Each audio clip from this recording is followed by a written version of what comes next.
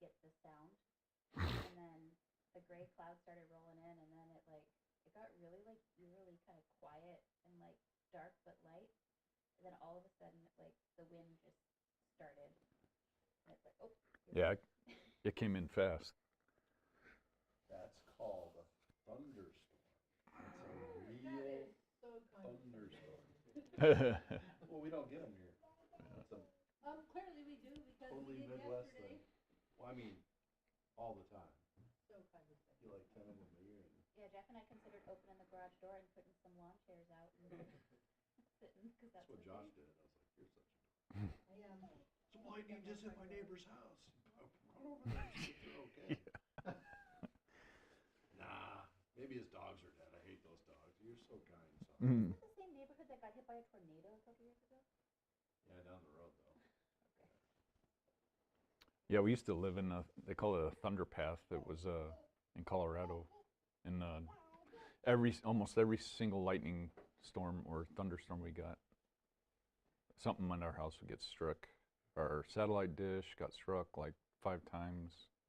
Our house got struck several times, and my parents' jacuzzi just started running. My parents would make me go outside and in the middle of it and water the dogs. Like, no wonder why I have a phobia of lightning. Most people live when they get struck. It's okay. Yeah, when you're carrying a pail of water. All right. It's more likely to get struck 3 times once you get struck once. So there's probably some outliers that are skewing that statistic. Probably. Yeah, I think there's somebody that's been struck like 50 times. A bunch, yeah. Yeah, like the iron in their blood or something that attracts the lightning. Oh, you got your foot stuck. Anemia for the I don't win. know. What? Maybe just the unluckiest person ever. Yeah, she got it. All right. Holly, do you want to open us up in prayer this morning? Father, thank you for the opportunity to watch symbols of your ingenuity and power last night. And thank you for the beautiful sunrise we woke up to this morning after the summer rains. We're looking forward to the manifestation of that symbol when you come again. Thank you for the opportunity to learn more about you and to fellowship together. And let the speaker's words get through to us, Lord. And anything you don't want to settle in our hearts, let it disappear from memory. In your name, amen. Amen. All right. Quick review.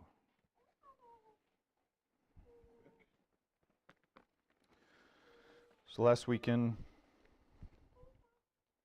we looked at a couple ideas of who or what makes up the 10 horns of the seventh beast. The seventh beast being possibly being the caliph and the revived government of the caliph within Islam, and the 10 horns being either, we looked at Psalm 83. Does anybody remember the nations that made up those 10 mentioned names?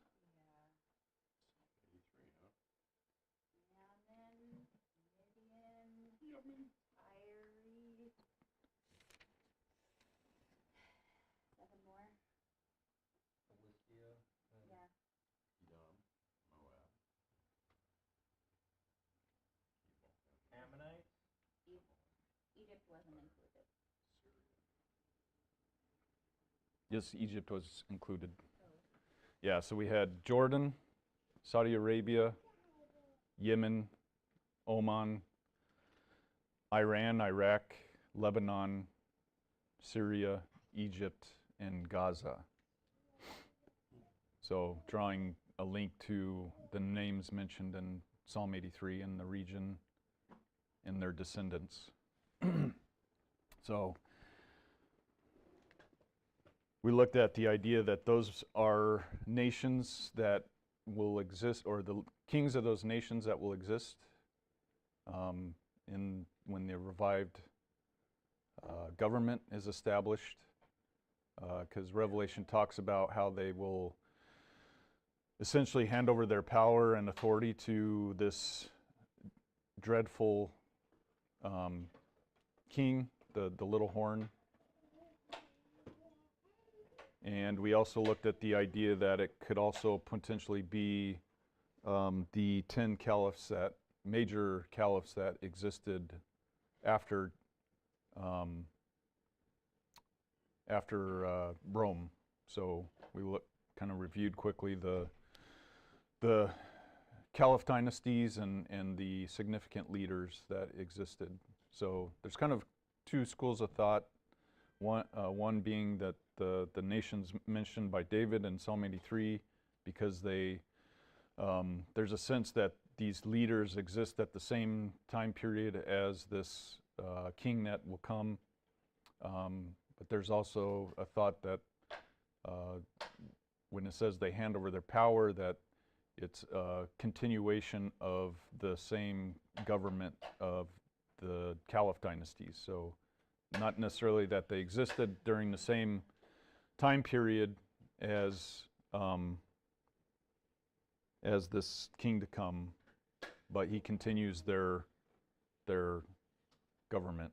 And then Paul brought up a good point, and I was trying to remember what you had brought up. Do you recall? I brought up the fact that in Daniel it talks about The king in the north and the king in the south? no, it was the vision of the ram and the he-goat, and the fact that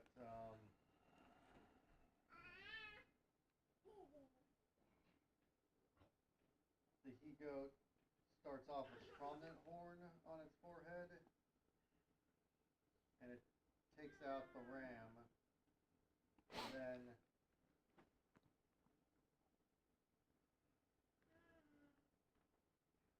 the he-goat, verse 8 of chapter 8 of Daniel, the he-goat became very powerful, but at the height of its power the great horn was shattered, and in its place came up 4 others, facing the 4 winds of heaven. And then it talks about out of one of them came a little horn, which kept growing towards the south and the east, and the glorious country, and its power extended. And that's probably in reference to I forget the individual's name, but basically when Alexander he destroyed basically the Medo-Persian Empire, and then at the height of his power he died, and then his 4 generals took over and basically broke up his empire into four empires Right. after that. So kind of, Antiochus was the one that came out of the Seleucid dynasty, not the Ptolemaics Egypt. Came out of the Seleucid, or the king of the north, right? Because north and south was the 2 major dynasties during that time. Daniel 11 covers all that. Mhm. Yeah, so just bringing that up because it's similar in the way that they existed at the same time period, right? Or they, So yes, those 4 empires existed at the same time. They were all probably the base, the foundation of those 4 empires was the empire that Alexander had created. and Right. built. right. Okay.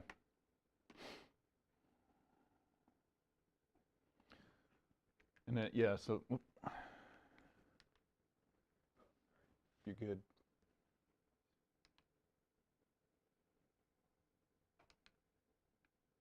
So yeah, so just showing all the nations that Psalm 83 mentions are all the major nations that surround Israel right now.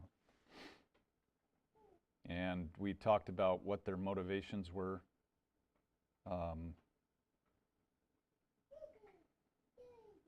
As Psalm 83 mentions, that their goal is to take over the land that was promised to Israel, right? And to remove Israel. And then we talked about how the majority of the nations that surround Israel do not recognize Israel as a state. And even believe that in the future, their capital will be established in Israel, which is Jerusalem.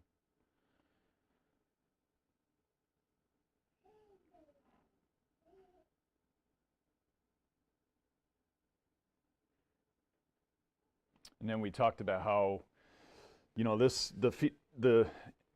the caliph is to be reestablished, basically a miracle it would be in itself, because of, you know, the same challenges but magnified that Muhammad had in bringing together, you know, a mixed people of different regions, different beliefs, different cultures.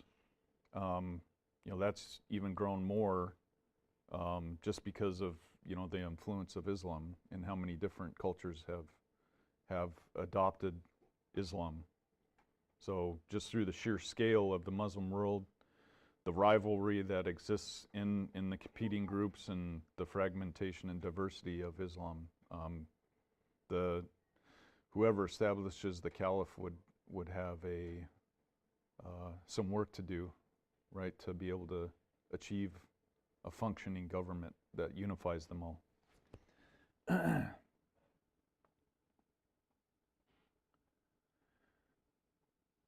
All right.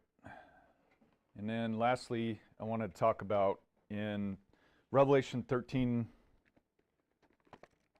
so in reference to the beast, this revived beast. Revelation 13, verse 5 through 6. It says, "It was given a mouth speaking arrogant blasphemies, and it was given authority to act for 42 months. So it opened its mouth in blasphemies against God to insult his name and his Shekinah glory, and those living in heaven." So when we use the phrase blasphemy, to blaspheme God, excuse me, what does that mean? Disrespect. Okay. No, it's slander. Slander. Okay. Say something untrue or attribute something untrue to God. Right. Or the Holy Spirit or Jesus. Yeah. Yeah, so the Old Testament uses two Hebrew words that have been interpreted as blaspheme. The first is barak, which means Genesis 1:22 uses barak to say, to bless in the name of God.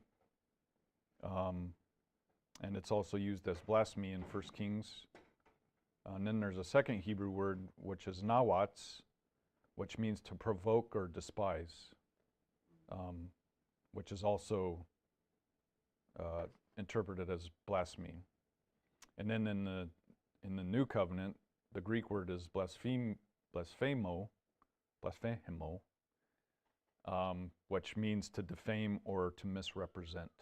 So, like as Pastor, blasphemio. As Pastor said, it's to misrepresent someone. So, if I take my Father's name and I act a fool, or, you know, lie, cheat, steal, in his name, I'm misrepresenting him.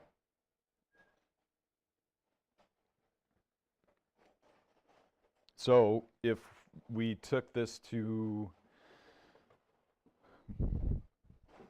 what it's mentioning here, so there will be an aspect of this government that will lead in religious matters. So we talked about the two horns, right?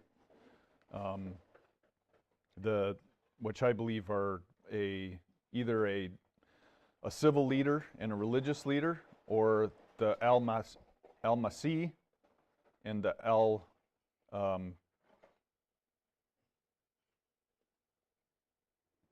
why am I drawing a blank? There's two figures in Islam eschatology.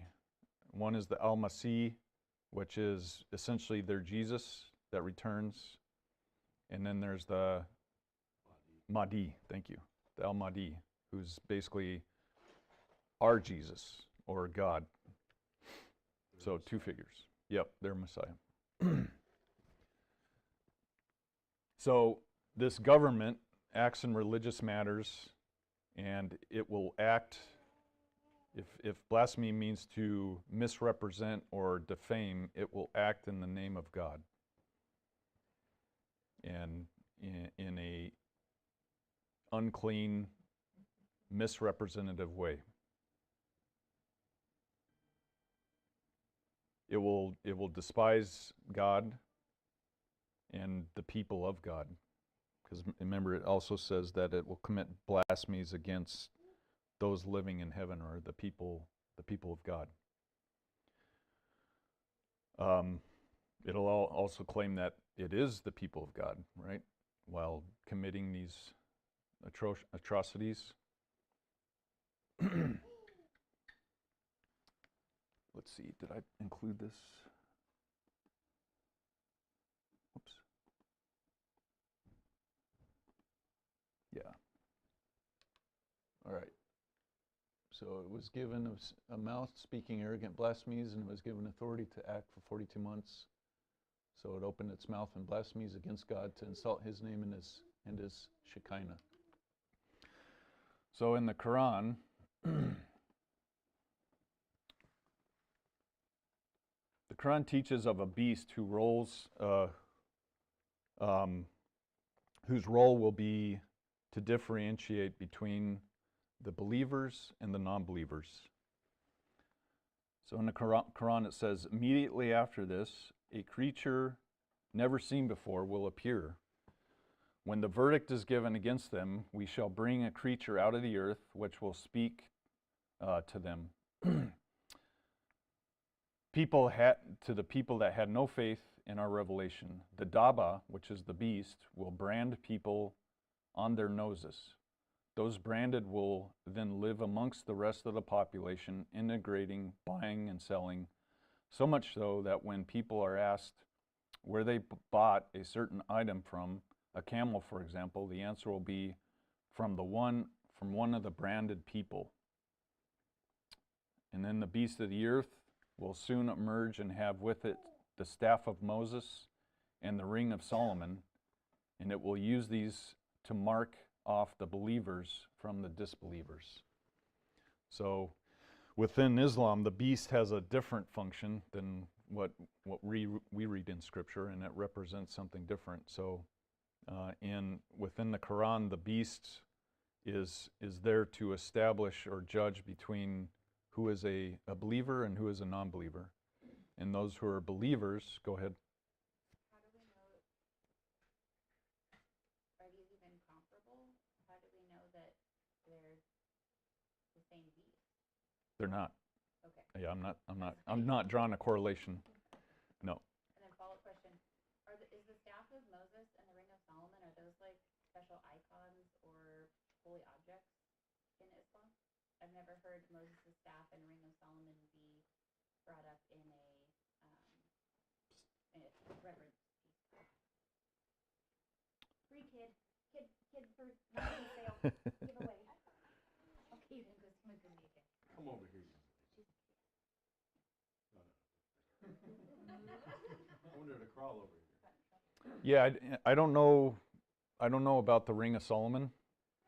I think from what I've read, it both have to do with the passing down of authority. So, yeah, so Moses' staff, right, is a symbol of authority, drawn from, the lineage of Moses, and then as well as Solomon's ring, right, because the ring that a king wears is essentially the, you know, the icon or the, It's got a seal, yeah, his authority. his authority. But Moses and Solomon lived after kind of that split after Abram. Why is this is a completely off track. I can do my own research and look into that. That's interesting to me. Yeah, it's interesting that they would place authority on those items when that's not their jurisdiction. Yeah. Even though they're descendants of Ishmael, they still revere, you know, a lot of the major people within the Old Covenant. Or is it still still their lineage and their birthright? They're just Right. the rejected oldest child, and Right. it'll all come back to them in the end.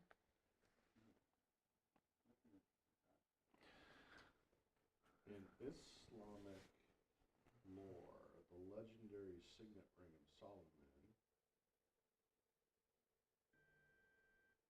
developed in parallel with Jewish mysticism and Islamic mysticism, said to give him mystic or power to command the supernatural, including the jinn and It's like the Holy shadin, Grail. and also the ability to speak with animals. I do remember reading that. I thought it was a little far-fetched to include, but It's a talisman or amulet. yeah. Well, I mean, if they believe it, Islam, it's right? not far-fetched. Yeah, so, and you know, as I was reading this in the Quran, it reminded me of the mark of the beast that Revelation talks about, right? So you know, I don't even attempt to try to, you know, to think of what that mark is, but obviously it's used as a way to establish who is a believer and who is a non-believer in terms of who worships the beast and who does not.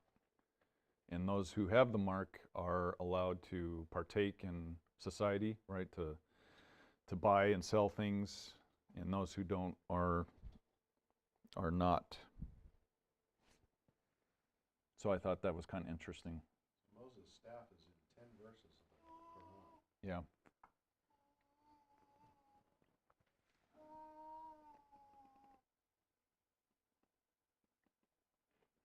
Okay. All right. So let's move to the Babylon the harlot and what its relationship is with this beast. So we've already talked about the harlot. Let's do a quick review. So what do we know? What do we remember about the harlot? What aspects make up the harlot? So we know it has great influence, right? Why do we know it has great influence? Revelation 17:1 says it sits by many waters. And later it's revealed to John that the waters represent peoples, nations, and languages. So it has a lot of influence. It motivates people and nations to wage war against God's people. So remember, we went through Ezekiel and Isaiah and Daniel and Zechariah and looked at how, you know, when this eighth beast is established, they will move on Jerusalem, to siege Jerusalem. And in Revelation 17, it says that the harlot will be drunk on the blood of God's people, from those who testify about Yeshua. So it has it out. It's a motivation to seek to destroy God's people. We know it's a great city. John even says so. In Revelation, it says that it was a great city that rules over the kings of the earth.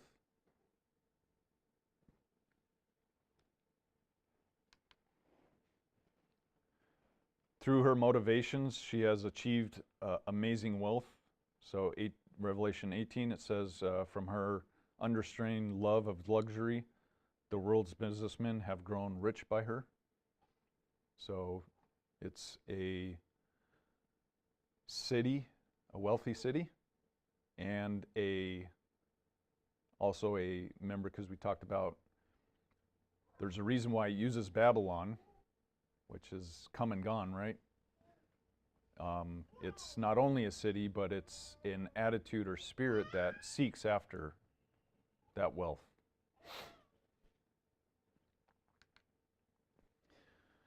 Through her motivations, through her wealth, she directly affects the economy. So she has a huge economic impact. It says in Revelation 18, the kings of the earth who went whoring with her and shared her luxuries will sob and wail over her when they see the smoke as she burns. Which is another interesting thing in the Quran. There's there's a couple chapters in the Quran that are dedicated to eschatology, and smoke is a huge sign within the Quran. Kind of reminded me of Mistborn, the ash mounts. It says the smoke will blot out the sun. Yeah.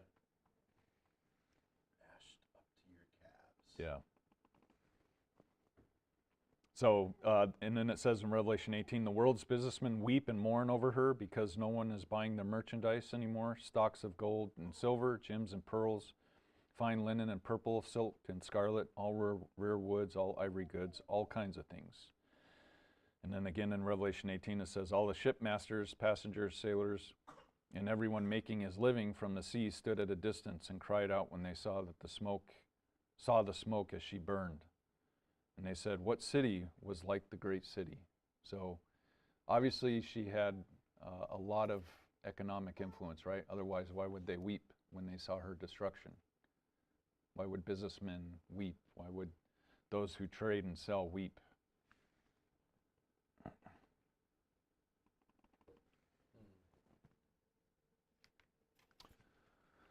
There exists a population within the city. So in Revelation 18 it says, it warns for God's people to come out of her so that you will not share in her sins, so that you will not be infected by her plagues.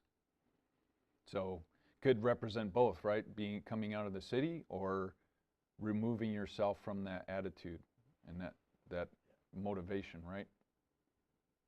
To make yourself right, to repent.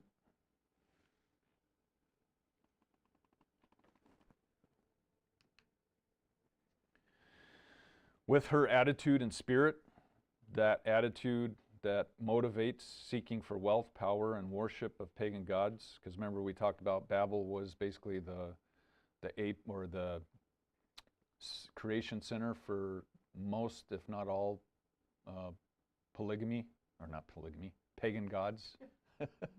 Well, polygamy too, but pagan gods.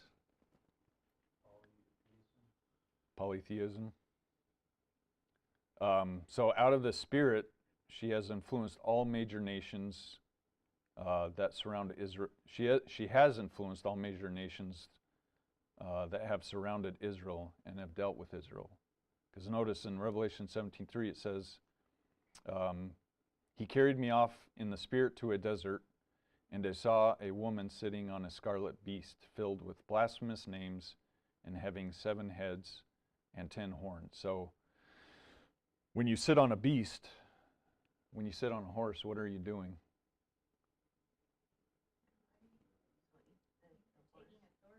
Taking authority. You're directing it, right? So these nations are directed by their motivation for these things, right? If you look at Nebuchadnezzar and what happened to him.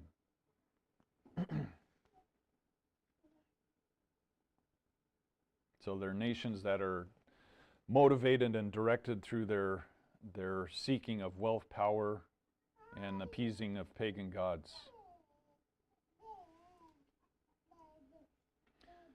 So she directs the beast with the 7 heads.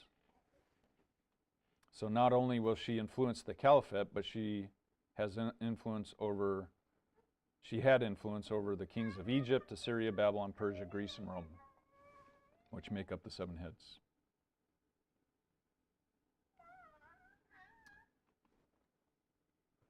But notice something. It does not, the harlot's influence doesn't include the 8th head, which the 8th head has power and authority over the 10 horns.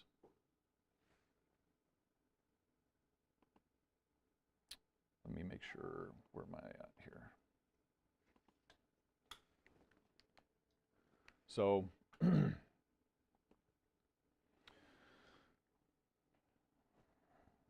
the Quran teaches that Muslims will be influenced by non-believers, and they will no longer seek to establish Sharia law, but will be captured by the same motivations as non-believers. Excuse me.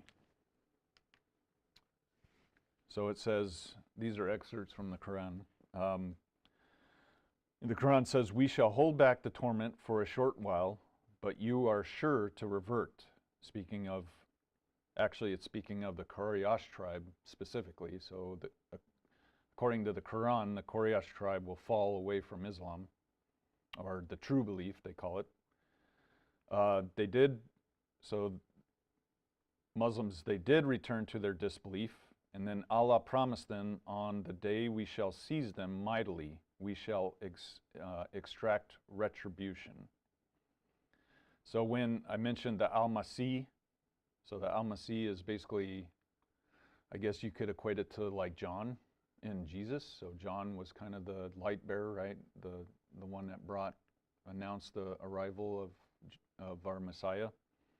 So the Al-Masih, when he returns, according to Islam, his primary purpose is to purge idolatry and to reinstitute Sharia law.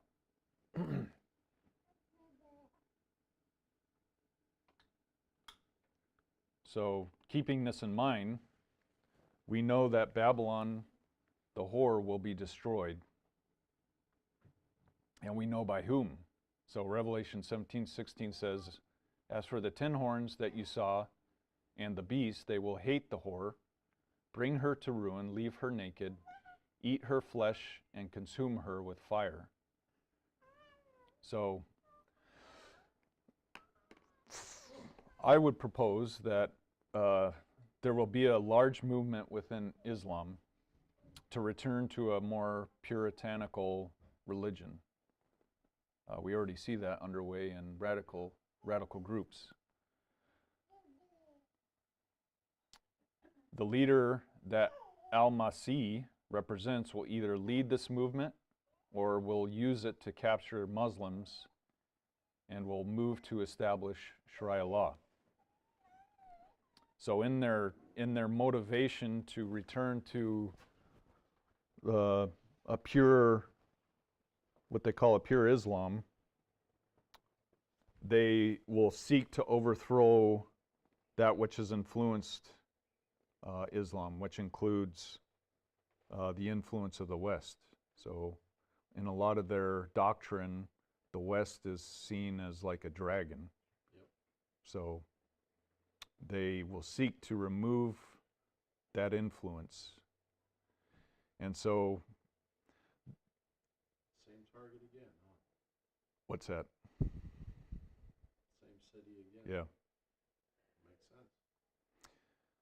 So the Quran speaks of Mecca and the Kaaba being destroyed.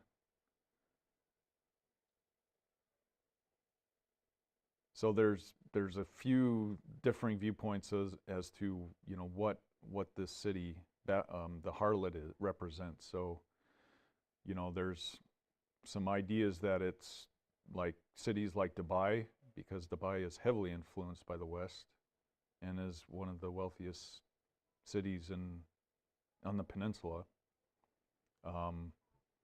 Also, some believe that it's Mecca in their attempt to purge Mecca or to purge Islam of all that influence, they will wreak havoc and destroy a lot of Mecca. I'm not sure which. I mean, I can make speculations as to what city, but you got to remember it's both a city and a, I guess, spirit, I guess that's the right way to describe it. A spirit of motivation within people. And so from Islam's viewpoint, that would be this influence, right? This influence of the West and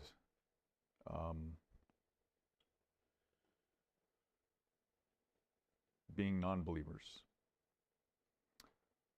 So that's what I think when Scripture talks about these 10 kings destroying, led by this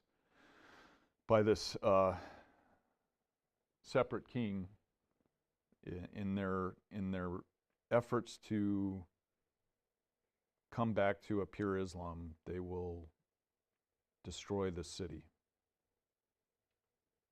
and what it represents. I have a hard time applying the merchants of the earth mourning over Dubai is probably more. Yeah, Mecca would not, unless it's speaking of, those Muslims who, I mean, there's a lot of profit to me. It's all a commerce language. Yeah. So why not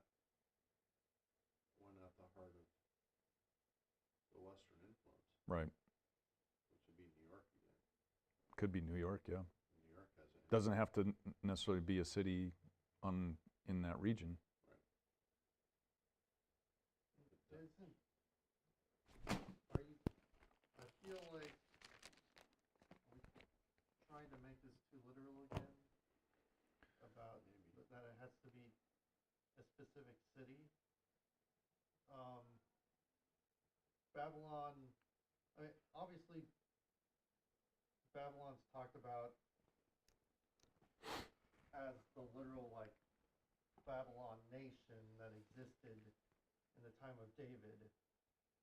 But Babylon is also used before that as that place that all mankind congregated around to try and build a tower Right. to make themselves great. And God came down to see this great establishment that mankind was building, and he mixed up their languages so that they no longer could communicate with each other and went off their own ways from this central location because they could no longer, communicate to build up this great civilization or city or central. I mean, it could be both, right? I mean, the city is just a literal representation of, the efforts of. Because all of everything that mankind does comes from those central hubs. If we want to do any kind of commerce, if all of our control in that comes from a central hub, which is in cities and that. And we are, in a way, mankind is coming back to that place because if there's any kind of article or something from another nation and you can't read that language, we have the technology now that can be translated by the technology that we have. So. And you have organizations that's their primary purpose is to unify, like the World Economic Forum. You have basically, things like the unions that are building up across the continent. So you have basically the African Union, you have the European Union, you have, Yes, you have the World Economic Forum. You've got organizations in this world that are trying to unify the world, and so that they're kind of directing humankind all in a single direction.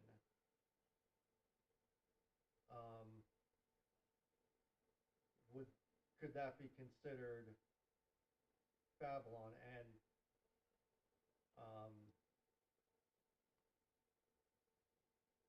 all their deeds are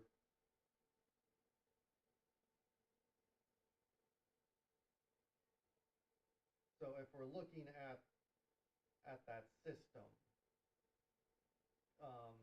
does it fit into this harlot that's sitting upon this beast? Because that centralized system, is that basically what's directed all these nations over time?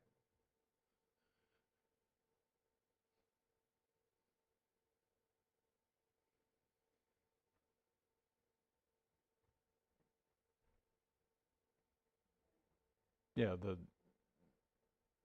I guess would be common across those nations is the motivations, right? Mm-hmm.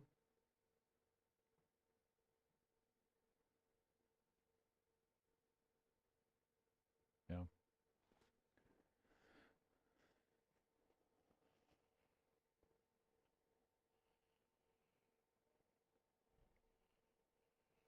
I've heard, differing degrees of, what you mentioned, one being capitalism, what drives capitalism, what makes it successful. Personal ambition. Yeah.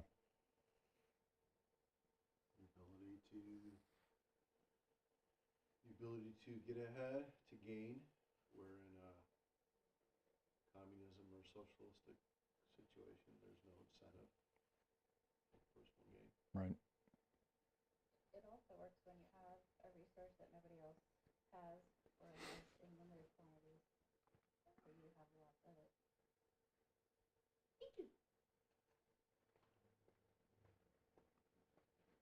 Yeah.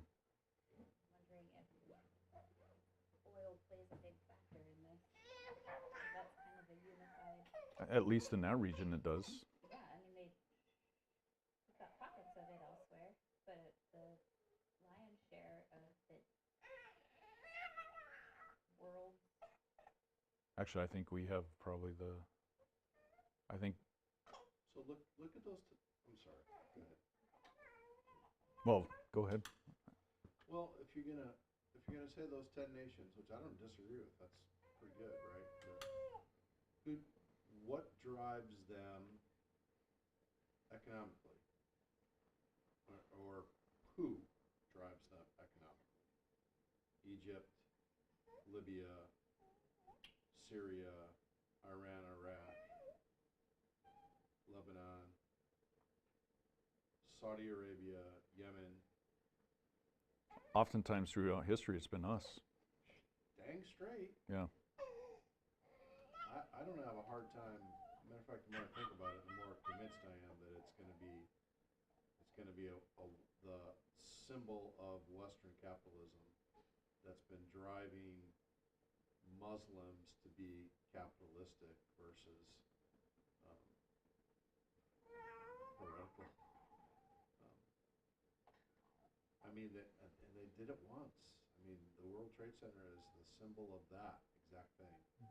Yeah. It was more of a statement than anything else as far as that goes. Right. That's scary. Yeah. Just so you know, Seattle's 6th on the list. For what?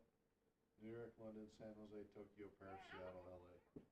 In terms of Economic influence in the world. economic influence. It is a port city too. Well, and you have some of the most largest corporations based out of here: Boeing, Amazon, Microsoft. Same two of the largest companies in world history ever. Yeah.